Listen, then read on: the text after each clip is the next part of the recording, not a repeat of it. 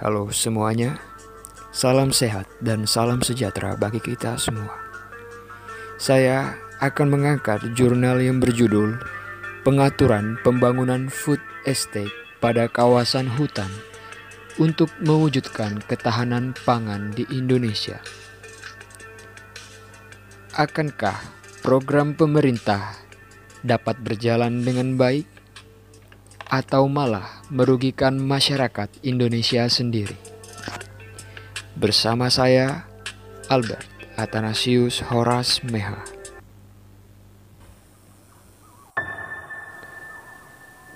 Kawasan hutan menjadi salah satu area yang dapat digunakan untuk program food estate. Berasal dari bahasa Inggris, food merupakan makanan dan estate merupakan harta.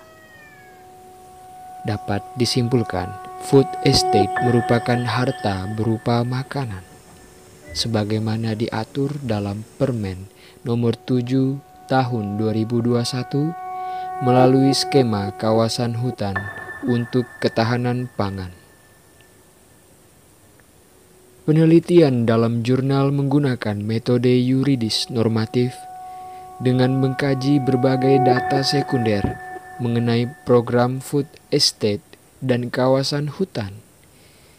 Kawasan hutan lindung atau kawasan hutan produksi menjadi dua kawasan yang dapat digunakan dalam skema kawasan hutan untuk ketahanan pangan. Akan tetapi, pemerintah masih perlu untuk memberikan batasan yang jelas terkait penggunaan kawasan hutan. Mengingat program food estate membutuhkan lahan yang sangat luas.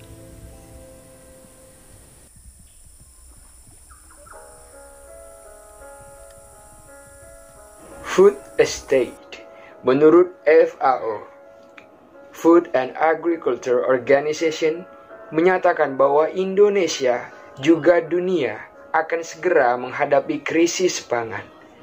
Menurut buku pintar Food Estate dalam situs Dinas Pertanian, Pangan, dan Perikanan Bangka Selatan menyatakan bahwa food estate adalah istilah populer yang digunakan untuk budidaya tanaman skala luas yang dilakukan dengan konsep pertanian sebagai sistem industrial yang berbasis ilmu pengetahuan dan teknologi yang dikenal sebagai iptek. Juga memiliki modal serta organisasi dan menggunakan manajemen yang modern. Pandemi COVID-19 memperlihatkan sistem pangan negeri Indonesia rentan terhadap krisis. Dampak pandemi terhadap sistem pangan bervariasi sejak ada beragam kondisi spesifik sistem pangan di seluruh penjuru Indonesia. Dampak yang paling umum adalah distribusi pangan terganggu, sehingga berimplikasi pada ketersediaan dan keterjangkauan pangan. Tak hanya di tingkat regional ataupun nasional, di tingkat internasional pun turut merasakannya. Di tengah potensi krisis pangan seperti peringatan, organisasi-organisasi pangan di dunia turut memperingati negara-negara termasuk Indonesia untuk segera mengambil respons cepat dengan meluncurkan proyek atau program food estate guna pencegahan dini krisis pangan. Proyek ini merupakan proyek strategis nasional yang rilis melalui Peraturan Presiden Nomor 109 Tahun 2020. Masalah pangan seringkali dibicarakan melalui lensa ketahanan dan kedaulatan pangan, tetapi jarang dipahami sebagai sebuah hak asasi. Kandungan hak atas pangan memang termasuk dalam definisi kedaulatan pangan menurut UU nomor 18 tahun 2012. Lalu apa isu yang berhubungan dengan kesehatan manusia atau masyarakat di bidang krisis pangan ataupun program food estate ini? Food estate seperti dijelaskan tadi ialah harta berupa produk makanan yang digunakan untuk program pencegahan krisis pangan. Dengan kata lain, pemerintah telah berperan penting dalam menyiapkan infrastruktur fisik, kelembagaan, dan modal awal untuk episode pertanian atau kontrak antara petani dan sektor swasta. Dengan melihat desain food estate sendiri, kita melihat bahwa tadinya yang bersifat tradisional, yakni petani yang mengurus lahan pertanian, akan digantikan oleh sebuah teknologi yang besar-besaran, di mana lahan pertanian yang merupakan milik petani kecil kemudian digunakan ataupun dialokasikan oleh pemerintah guna program food estate. Jadi bagaimana implikasinya? Implikasinya yakni petani kecil ataupun petani miskin akan semakin miskin karena mereka kehilangan pekerjaan mereka. Dan petani kaya akan semakin kaya karena mereka berhubungan dengan sektor swasta dan tentunya menggunakan alat-alat ataupun teknik canggih seperti teknologi iptek.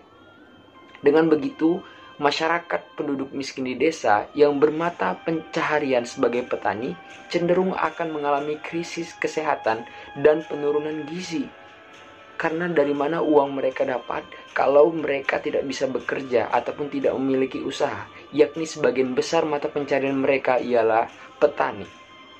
Dengan demikian, bagaimana proses industrialisasi berimplikasi terhadap hak atas pangan, khusus produsen pangan, yakni petani. Hal tersebut tentunya sangat bersimpang siur, di mana pemerintah masih belum memikirkan panjang akibat hal yang terjadi terhadap petani-petani kecil. Bagi masyarakat luas, masyarakat Indonesia sendiri, tentunya ini memberikan efek positif di mana pencegahan yang dilakukan oleh pemerintah, yakni food estate tadi, guna mencegah krisis pangan. Akan tetapi sisi negatifnya ialah hasil yang didapati tidak 100% alamiah seperti yang didapati oleh petani-petani pada biasanya. Dengan begitu, nutrisi yang kandungan dalam produksi pangan tersebut akan berkurang tidak sama seperti produksi alamiah yang dihasilkan oleh petani-petani. Dengan begitu, masih banyak sekali plus minus dari program food estate ini. Solusi yang diberikan adalah pemerintah dapat bekerja sama dan saling memikirkan petani kecil dan masyarakat kecil di Indonesia.